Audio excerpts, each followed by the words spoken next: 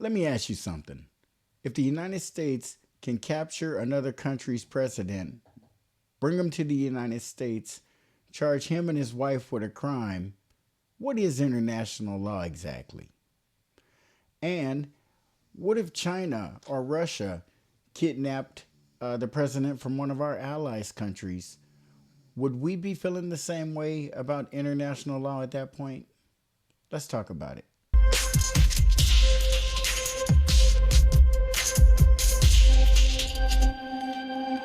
So now let's go to reaction that's pouring in from world leaders this morning who are waking up to a new reality with what happened overnight. We have our CB Cotton, who has been following reaction from all over the world.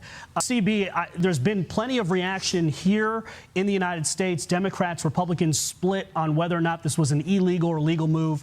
But around the world, there's also harsh reaction as well. What can you tell us, CB? Hey, Brian, that's right. Well, this morning, the UN Secretary General released a statement saying he is deeply concerned that international law may not have been respected. As you mentioned, global leaders are watching as all of this unfolds to see what comes next for Venezuela and U.S. foreign policy. In Europe, the European Council president released a statement, Antonio Costa, and he said he was following the developments with, quote, great concern, urging de-escalation and respect of international law.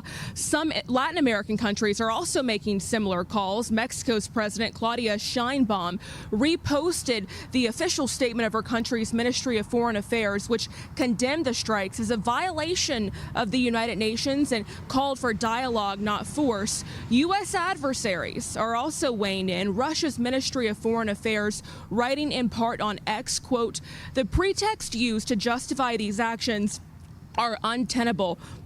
Russia reaffirms its solidarity with the Venezuelan people. Iran and its supreme leader, Ayatollah Ali Khamenei, which also has a long history of conflict with the U.S. Well, he has rattled off a series of posts this morning about the strike, including one which says in part, quote, what's important is when one realizes an enemy wants to force something on one's government or nation with false claims, they must stand firmly against the enemy. But there are also voices of support. Argentina's president, a strong ally of President Trump, wrote, quote, freedom advances. Long live freedom. And in the UK, Reform leader and staunch Trump ally Nigel Farage, he questioned the legality of the attack, but said it may lead to a favorable outcome. UK Prime Minister... A favorable outcome for who? When they're talking about a favorable outcome, it might be illegal, but it might end up in a favorable outcome. Well, it's illegal for a reason, because it's not going to be a favorable outcome. And we don't have the right as a country to figure that out for folks or to set all the rules and all the laws and enforce them and break them. That's a lot for one country to have to do. I just feel so arrogant for the countries who aren't having bombs blown up in their country or their president snatched in the middle of the night with his wife and taken to another country and being charged with something. He wasn't being charged with anything in his country because he was the president. If we don't like the way the country is running wherever in the world, we don't have the right to go and overthrow governments. We just don't. Stammer had more a reserved take, saying he wanted to make it clear that the UK was not involved in these strikes, and he believes everyone should uphold international law. He also added that he wants to speak to President Trump and other UK allies. Brian, we're going to monitor it. Back to you. No doubt. U.S. Ambassador to the United Nations, Michael Waltz, just putting on X, this is not regime change. This is justice. Maduro was indicted illegitimate dictator that led a declaration. So let's say he was to be put on trial by the United States government. They're obviously assuming that this man is going to be guilty because there's no way for him to go back and recover his position as president. His country is right now trying to bounce back and figure it out. Where are they going from here? Donald Trump is making comments and promises that the United States will run Venezuela until they're ready to do it themselves.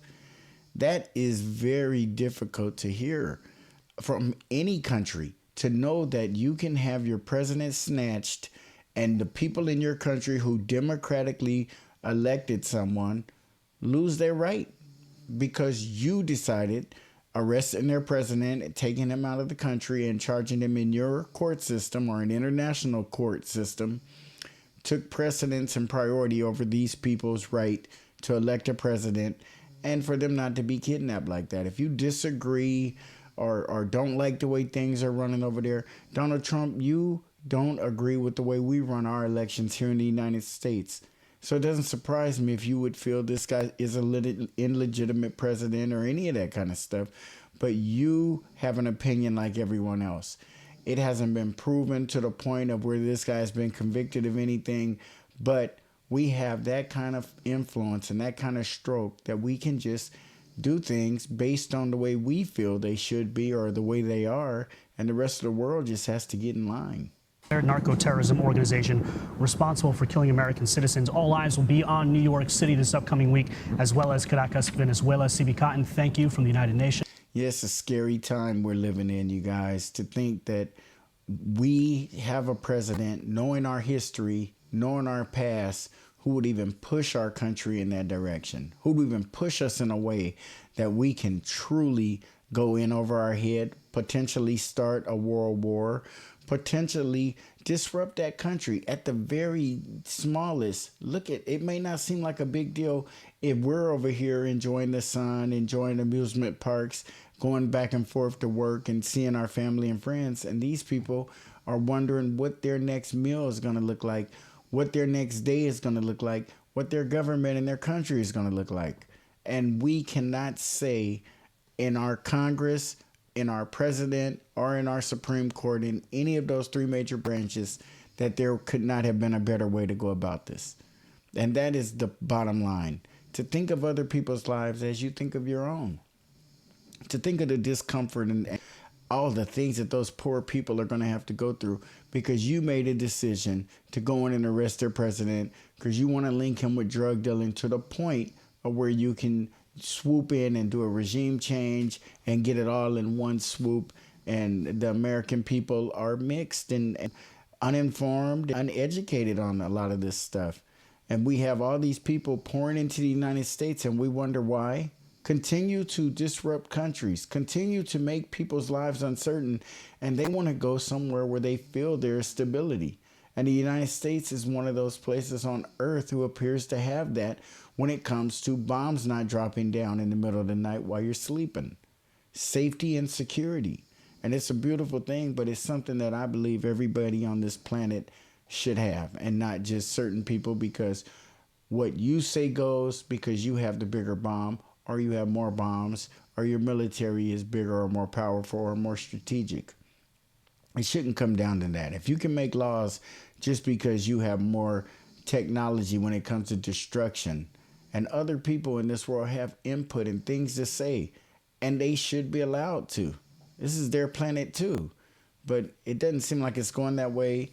Imperialism is alive and well, and we need to start speaking out against it and let the United States know that we are not going to be unwilling participants. We are going to speak up, and we're going to let you know that we are not with that and that we're going to vote accordingly. And the Democrats will not kick and scream as loud about this move as they did about Jeffrey Epstein or any other things that Trump has done. But this is something that the Democrats need to really be talking about.